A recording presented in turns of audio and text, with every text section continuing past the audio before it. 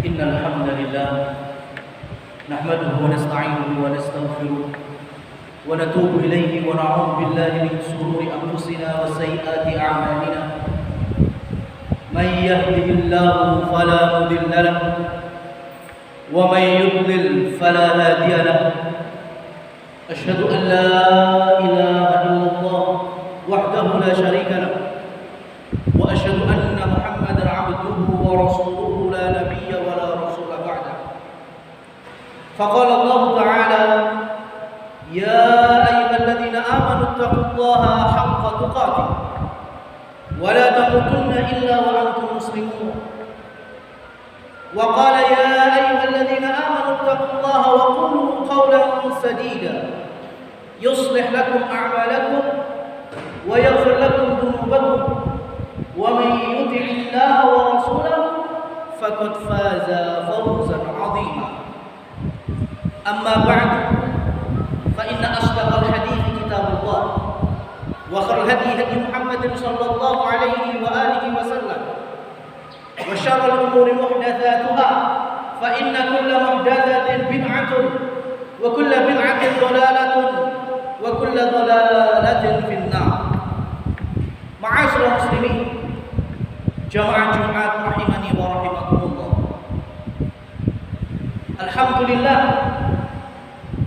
sesudah kita bersyukur kepada Allah Subhanahu wa taala dan bersolawat kepada Nabi Muhammad sallallahu alaihi wasallam, maka tidak lupa wasiat yang senantiasa khatib sampaikan untuk pribadi dan kepada kaum muslimin secara umum, yaitu wasiat takwa.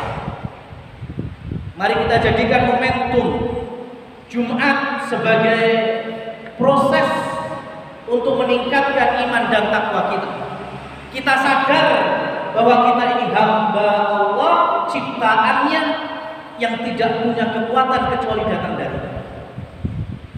Oleh karenanya Imam Ibnu Qayyim Al-Jauziyah di dalam kitab beliau Madarijus Salikin, tangga-tangga bagi setiap manusia yang ingin mengenal Allah, ingin cinta kepada Allah, maka beliau memberikan step by stepnya, dan tangga termasuk tangga paling utama yaitu kesadaran.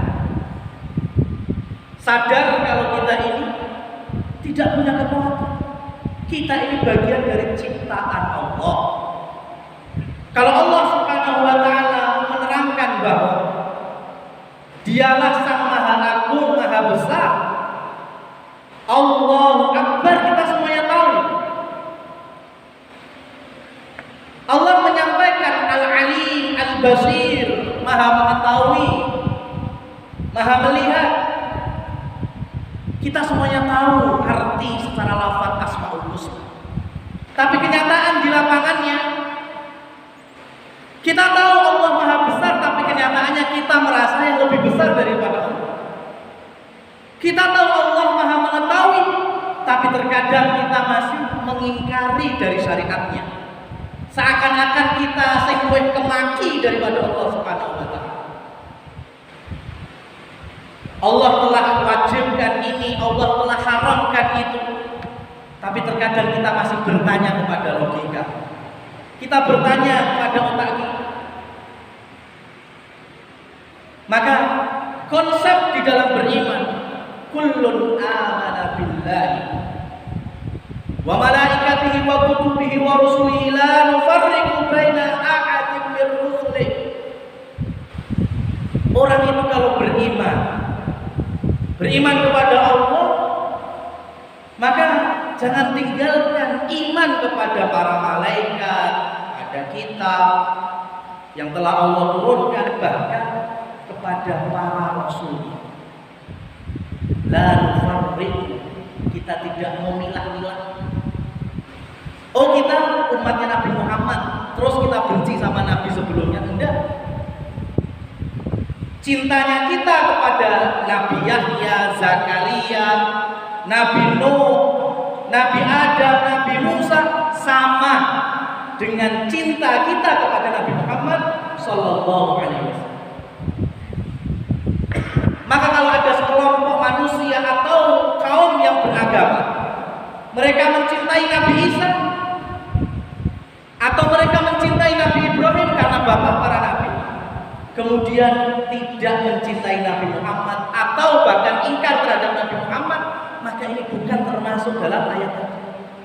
Ini termasuk golongan yang belum beriman.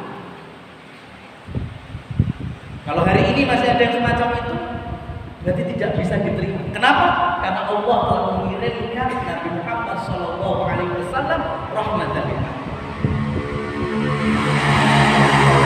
Bahkan jamaah yang dirahmati Allah Subhanahu wa taala, pada hakikatnya kita ini hidup di dunia itu memiliki 4 ayah. 3 ayah nasab untuk orang Indonesia dan sekitarnya, dan 1 bapak ideologi atau bapak akidah.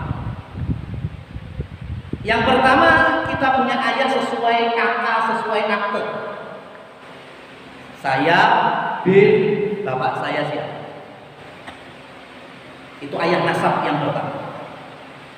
Ayah nasab yang kedua yaitu Abul Bashar, bapak moyang seluruh manusia, yaitu Nabi Adam alaihissalam. Kita ini kalau dikumpulkan, disambung-sambungkan, maka kita ini bagian dari anak turunnya Nabi Adam alaihissalam. Dan bapak kita nasab yang ketiga Abul Bashar At-Tsani, bapak moyang manusia yang kedua yaitu Nabi Nuh alaihissalam. Jadi kita ini nasabnya sampai ke Nabi Adam pasti melewati salah satu dari putra Nabi Nuh yang diriwayatkan oleh Imam Ibnu Majah dan yang lainnya, kalau enggak dari Syam, dari Ham, atau dari Yafid. Itu 3 sosok ayah nasab bagi kita. Ayah kita, kemudian Nabi Adam dan Nabi Nuh alaihi wasallam. Tersisa 1 bapak, tapi ini bukan bapak nasab karena kita bukan orang Arab. Kita tidak senasab dengan Nabi Muhammad SAW, tapi menjadi bapak ideologi. Tandanya zikir setiap pagi dan sore kita lantunkan, asbahna amsayna ala fitratil Islam wa ala kalimatil ikhlas wa ala dini nabiyina Muhammadin sallallahu alaihi wasallam wa ala millati abina Ibrahim. Kita bersyukur bisa ketemu waktu pagi, waktu sore dalam kondisi ikhlas dengan agama ini. Kita masih ada di atas agama yang Nabi Muhammad SAW, fitrah agama Islam, dan wa'ala millati, dan keyakinan serta ajaran abina bapak kita Ibrahim alaihissalam. Jadi Nabi Ibrahim dipotret di dalam zikir itu sebagai bapak kita semua. Tapi bukan bapak nasab. Bagi kita orang Indonesia bukan bapak nasab, tapi bapak ideologi, bapak akidah. Beda kiranya dengan Nabi Muhammad SAW. Ketika beliau Isra dan Mi'raj sampai langit sab ke-7 bertemu dengan Nabi Ibrahim, dan Nabi Ibrahim menyapanya dengan marhaban ya Nabi ya saleh wa bani saleh. Selamat datang wahai seorang nabi yang saleh dan anakku, putraku yang saleh. Kenapa? Karena Nabi Ibrahim turun-temurun sampai 32 generasi berikutnya, lahirlah kemudian Nabi Muhammad SAW. Maka dari sini, kalau dari kita yakin tidak mungkin ridho bapak kita ini dihina, ayah kita dilecehkan, anak waras mesti gak terima. Begitu juga ketika para nabi, para rasul, khususnya nabi kita yaitu Nabi Muhammad SAW dihinakan dan dilecehkan. Jadi menghina Nabi Muhammad SAW, kalau boleh menggunakan istilah, sama dengan menghina bapak-bapak kita. Dan kita semuanya tidak ridho kalau bapak kita itu begitu. Orang munafik di zaman Nabi Shallallahu Alaihi Wasallam, ketika Rasul berjalan bersama para sahabat dan beliau saat itu menunggangi keledai, maka gembong munafik Abdullah bin Ubay bin Salul dengan orang-orang yang besar bersama mereka itu menutupi wajah dan hidung dengan sorban sambil berkata tanpa merasa bersalah, "Hei Muhammad, keledaimu telah merusak penciuman kami. Kamu lewat bikin majelis kami, tongkrongan kami rusak. Keledaimu mampu." Itu kata orang munafik. Maka sahabat yang ada membersamai Rasul Shallallahu Alaihi Wasallam kemudian membalas orang munafik dengan ucapan, "Inna rihal hisana wal bidala wal hamir atyab min rihikum." Sesungguhnya aroma kuda-kuda yang ada saat itu, bigol-bigol serta keledai-keledai yang ditunggangi Rasul dan yang menemani beliau lebih harum daripada kalian sendiri. Orang-orang yang hatinya ada kemunafikan sampai dalam nifaq akidah, munafik dalam ranah akidah. Dan betul, dari mulut mereka nantinya akan terucap melecehkan Rasulullah SAW, melecehkan para sahabat. Ya. Kami tidak melihat bahwasanya orang-orang yang membersamai Muhammad, yaitu Rasul kita SAW, kecuali akbar buduna,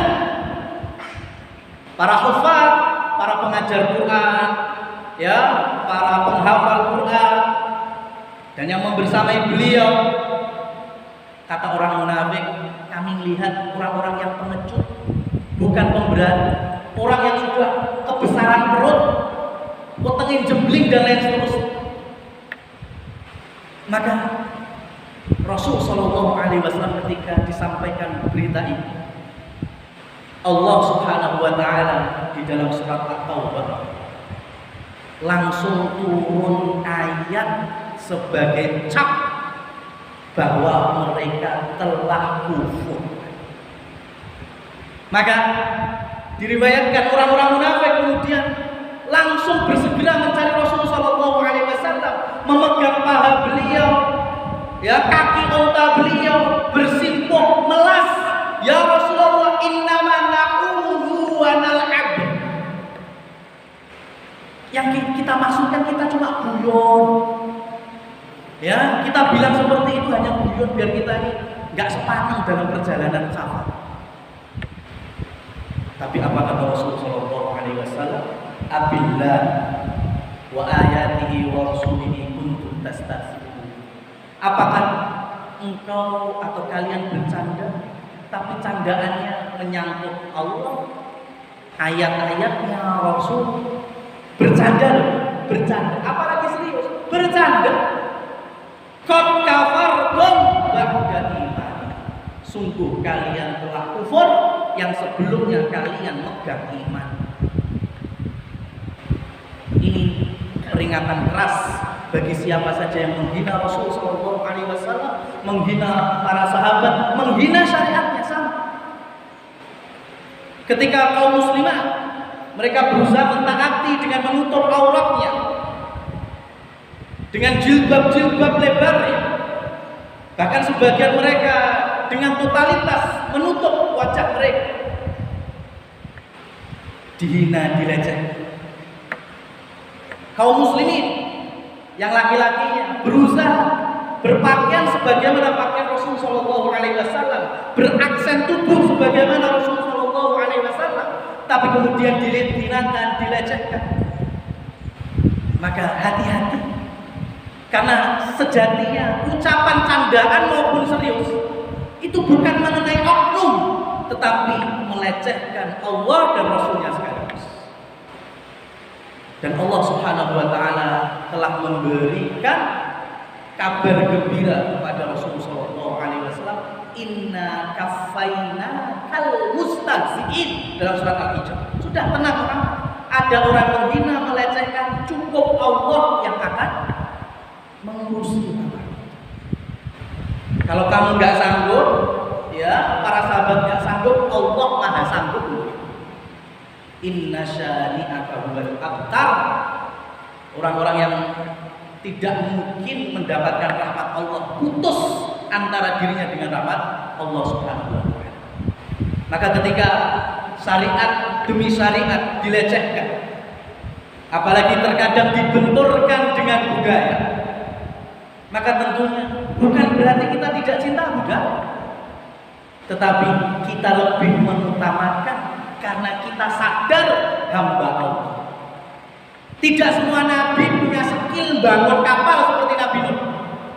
Tidak semua para nabi bisa jahit seperti Nabi Idris, pinter dagang seperti Nabi Muhammad SAW. Mereka ada skill masing-masing di atas budaya kultur umatnya masing-masing. Tapi satu kesamaan mereka, ani'budullaha wajtanibut taghut. Mereka punya satu skill, yaitu skill berdakwah, mengajak umat untuk mentauhidkan Allah dan mengkufurkan sesembahan-sesembahan selainnya. Aqulu qouli hadza fastaghfirullah li wa lakum wa lisairil muslimina wal muslimat fastaghfiruhu innahu huwal ghafurur rahim.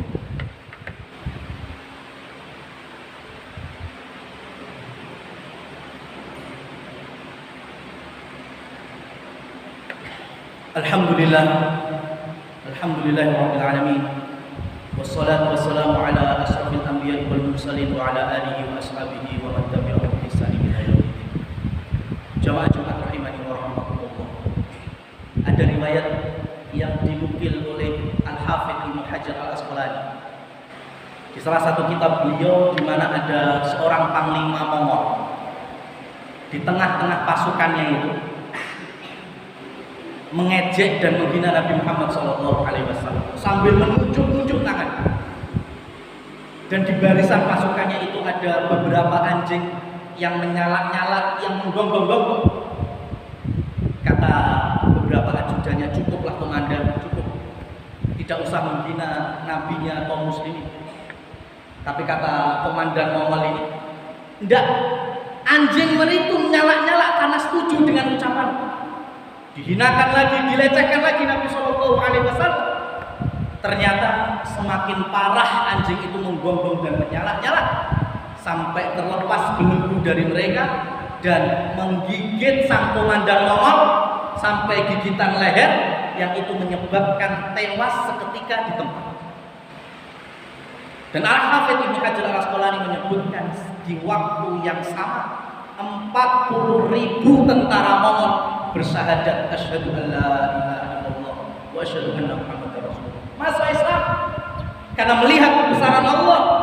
Ketika nabinya dihina dan dilecehkan, syariatnya direndahkan, maka dibalas kontan saja. Ini peringatan bagi kita. Ketika Allah Subhanahu wa taala menjadikan syariat ini sudah dipermudah. Innama yuridullahu bikumul yusra wa la yuridu bikumul usra. Allah itu menginginkan kalian itu syariatnya mudah, ringan, tidak sulit-sulit, tidak seperti umatnya Nabi Musa, Bani Israil, bukan umat-umat sebelumnya. Padahal ayat ini include dalam syariat puasa Ramadan. Puasa Ramadan itu wajib bagi orang yang beriman, itu aslinya kemudahan bagi kita. Tapi terkadang orang nggak punya iman, nggak punya hidayah, sehari puasa ya sambatnya sundulang itu. Maka dengan kita kembali kepada syariat, kembali kepada Allah, kitabnya, rasulnya, sunnahnya, maka hidayah akan membukakan jalan dan hikmahnya. Dan semoga Allah Subhanahu wa taala mengkondisikan hati dan akal kita sesuai dengan apa yang telah digariskan. Allahumma amin. Allahumma sholli ala Muhammad wa ala ali Muhammad kama shallaita ala Ibrahim wa ala ali Ibrahim innaka Hamidum Majid. Allahumma ighfir lil muslimin وللمؤمنين والمؤمنات الأحياء منهم والأموات إنك سميع قريب مجيب الدعوات. ربنا ظلمنا أنفسنا وإن لم تغفر لنا وترحمنا لنكونن من الخاسرين. ربنا هب لنا من أزواجنا وذرياتنا قرة أعين واجعلنا للمتقين إماما. اللهم يا مقلب القلوب ثبت قلوبنا على دينك ويا مصرف القلوب صرف قلوبنا إلى طاعتك. ربنا آتنا في الدنيا حسنة وفي الآخرة حسنة وقنا عذاب النار. وصلى الله على نبينا محمد وآخر دعوانا أن الحمد لله رب العالمين. أقم الصلاة.